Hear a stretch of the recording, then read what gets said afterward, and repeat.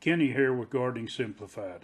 It's the end of December and it's the perfect time to start thinking about preparing those new spring beds. So let's get into it and see a few options. When it comes to preparing a bed, there's a lot of different ways to do it. Now, my common practice is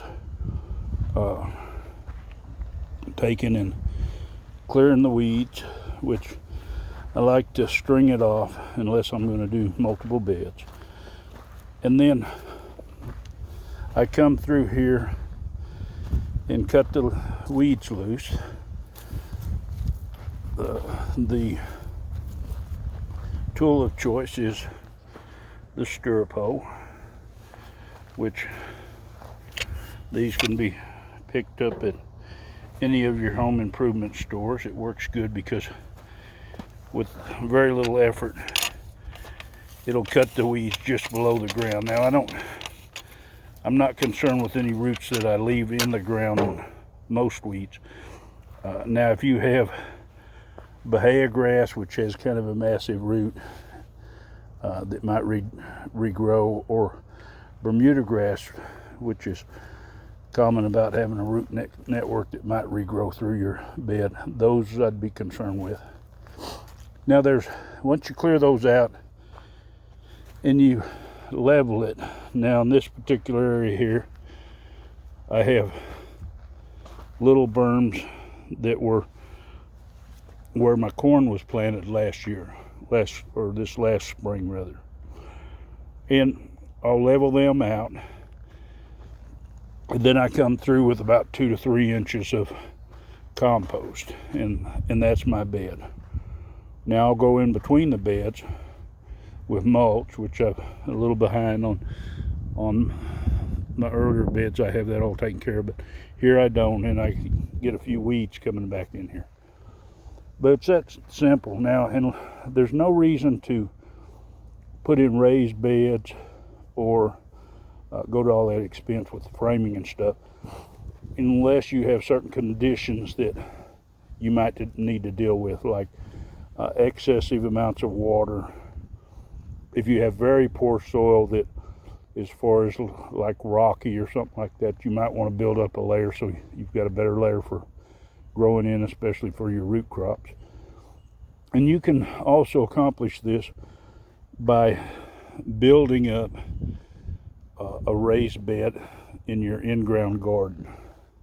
Now, what I mean by that is you can shovel dirt from between your rows right in this area and pile it up on your bed surface, and then put compost or something on top of that. Now I use compost because I can get it at a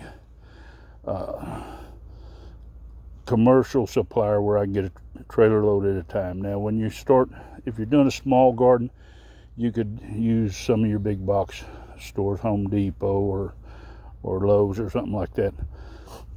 But if you're doing a very big garden, then you'll want to find you more of a commercial source that you can trust.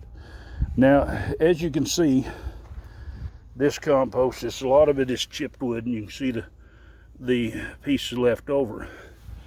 Now, this does create a little bit of a problem when you're growing root crops. If you have it very deep and you plant them in it, you have a little more concern with keeping the moisture at a good rate, and you'll have more problems with your root crops forking. But that's not necessarily the case all the time. Once I get all these weeds raked up, and I'll take these and put them in the compost pile, let them compost. Then I'll take and finish carrying my compost and building this bed out. Once you have cleaned out all your weeds in here with a leaf rake, which works good, not picking up quite as much dirt, or the garden rake, which is common in the garden. It's just, but whichever one, then I recommend going back with the garden rake, or if you have a landscape rake, that works good too. It's just quite a bit wider. But level out your row. Go ahead and take the high spots down and get them all leveled out. I got just a few here. That dark spot's a little high where I'd had compost piled around the plant earlier in the year. So take and level those spots out. Like I say, a landscape rake works real good for when you're building your beds. It's more for nice and leveling ground. It's about 36 inches wide, so it makes it easier to make sure that your beds are flat on top, not concave or not heeled over, and you'll get a more even amount of compost. But don't think you have to have one.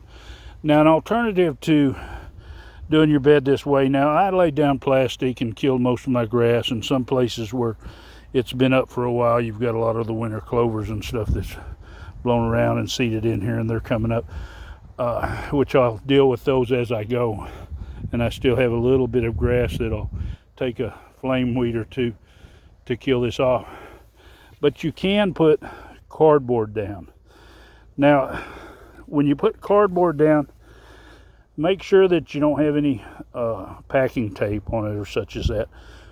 But lay it down a little wider than your bed area. And if you're going to make multiple beds, just go ahead and do it all the way across your walkways too to your next bed. And overlap your pieces about 4 to 6 inches. That way there's not going to be anything grows between the sections. Now this bed is 48 inches wide. I do not recommend you making your garden beds 48 inches wide because it's really hard to reach the center. But I make these beds generally for all kinds of crops. So if I'm going to put in, say, cabbage, and I'm going to put it 3 wide or even 4 wide, staggered around on the row, I can do that on one row and put in more crops on that row, because every place you put a walkway is a place you're not being able to grow. And the wider your walkway, the more of a problem you're going to have that way. Now my walkways are 12 inches. And of course the dirt kind of spills over, so it makes it look a little bit narrower. But once I come in and mulch between, it'll be more uniform. And when it comes to raised beds, now so many people want to put in raised beds, but the expense of wood or whatever you use to make that bed, and like I say, if you don't have rocky soil or hard pan clay or something like that, then there's no need to take and have that extra expense of building that bed up. If you some people say, well, you can work not being bent over as far. Well, if you build a really tall bed and that's what you need, that's a different story. But as far as for me now, I'm over 60 years old. And when I work these rows, if bending over gets me, I just kneel down and go down and work it. I mean, get closer to the dirt. So it's not a problem as far as back fatigue or something like that. Now, this bed here, which is it's just a post frame, so it's about 8 to 10 inches, maybe even a foot in places, is filled with dirt and about 3 inches of compost on top of it. Now this was built after the spring crops finished. I moved this from another place in the garden and moved it over here, and then I planted some crops in it.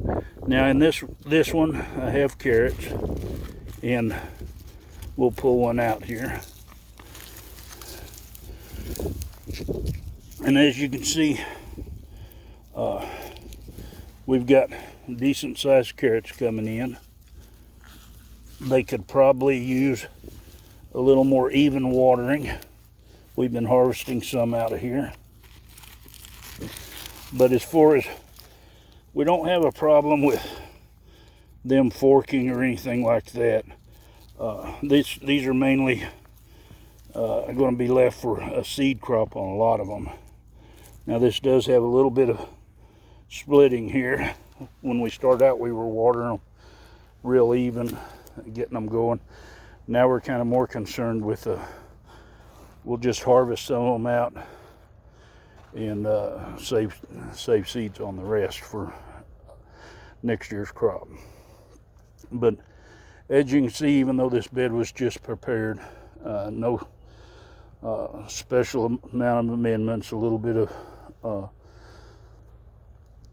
chicken litter as far as for fertilization, and we probably did a little bit of organic fertilizer when we started to, but just a matter of watering and letting them grow.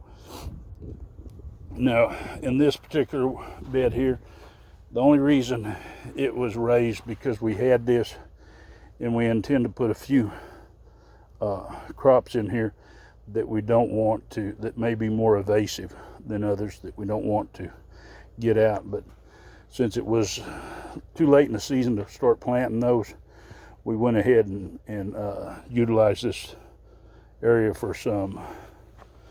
The same as this other one that's going to be all herbs in here, or herbs, whichever way you prefer to call them. And we wanted them to kind of be contained in one place. Now, when you build your beds with this method, I don't want to tell you they're going to be completely weed free, because this first year, and this bed is first year and it's not really been watched after, but these weeds that come in, because you're going to get seeds that blow in, they're easy enough. Make sure you pull them out by the roots and take them out of your garden. But once you do this weeding and you take out all the weeds and it's past the seed period of weeds blowing in, you have very little.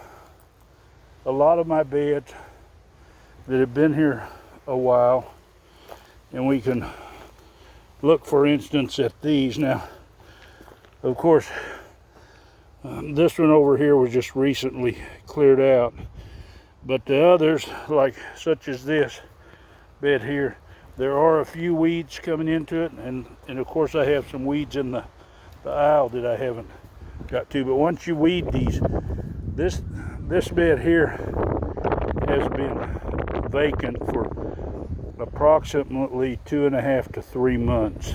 So you can see in that time period how many weeds are in there, because when you do your beds in this with this method, it pretty much ends up weed free. I hope you found this video helpful, and maybe it gives you a little encouragement to get your beds started. If you're starting new beds this year, let me know in the comments, and let me know what you're planning to grow. I've got quite a few more beds I need to get to and get them finished up. I have kind of put this off, like a lot of us. I tend to procrastinate, but it is cool weather. It's raining today, so I won't worry about it for a few more days. Maybe I'll start some seeds so all these empty beds I have I can fill up. But if you want to see more of these videos, hit that subscribe button, hit the bell button so you'll be notified, and give it a big thumbs up. That really helps my channel. And share it so your friends can see. Happy gardening.